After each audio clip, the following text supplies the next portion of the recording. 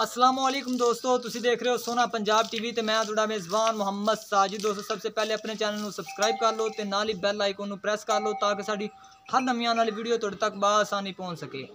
अज असीं तुहाडे वास्ते दोस्तों दो जानवरों की वीडियो लैके हाजिर होए हैं, जिंदे चों एक दूजा ने ते एक तीजा ने। कैमरामैन सानू कहा कि पहले दूजे ने झोटी दिखाओ ते बाद दोस्तों मालक को पुछ ला कि की डिटेल है, की हिसाब किताब है। झोटी थलो एवें बन निकलिया दिन काफ़ी लैंदी दोस्तों, है देखो हल तो कच्ची है। 15 तो 20 दिन लै सकदी। 15 तो 20 दिन मालक कहते ने लैंदी है ते पूछल तो लंडी है, बाकी होर कोई ऐब नहीं हैगा झोटी नूं।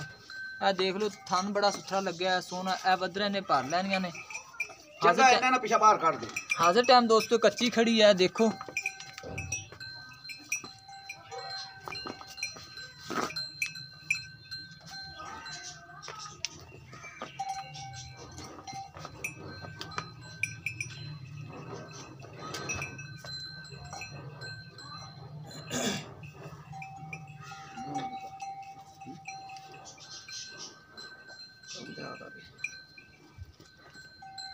दोवें अखां दोस्तों आ देख लो सफेद ने। एक अख च माड़ा कुटीर है, ए दिल्ली च सज्जी अख च दिखदी सफेद है। हाँ ते बाकी चाचू ने माड़ा भी तोड़ के दिखाई माड़ा इधरों तोड़ लो।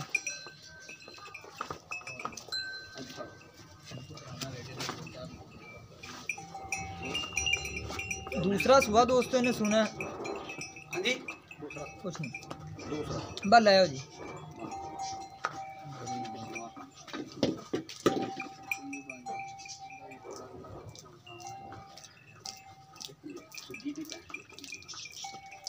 ये वैसे अपने ओ मैं छाड़ के ले आ ले एना सारा ना नवाज तो थोड़ा सिर सादा है पूंजी मत ये थलो सारा एना थान एडड़ा मोटा पिछा फुट के देख ए दोस्तों दूजन झोटी है ते इंदे नाल ही एक ए तीजन मझ है, ये भी सज्जर सूई है, कल सूई है। बाकी इंदी डिटेल भी मालक को लैने भी की हिसाब किताब है, किन्ना बोला चोया है, किन्ना दे रही है, किन्ना देगी, हर चीज़ मालक को पूछ लैने।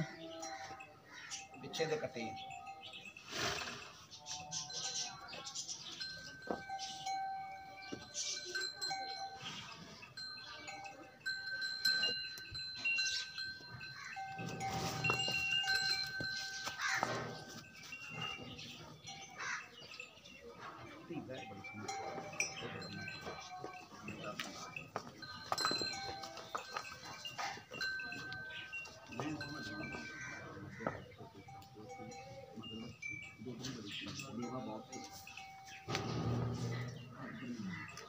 इन्हू भी माड़ा तोड़ के दिखाई यार।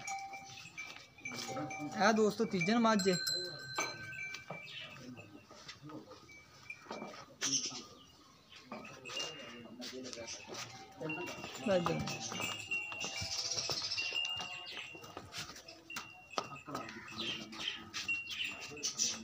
मैं ठीक है ले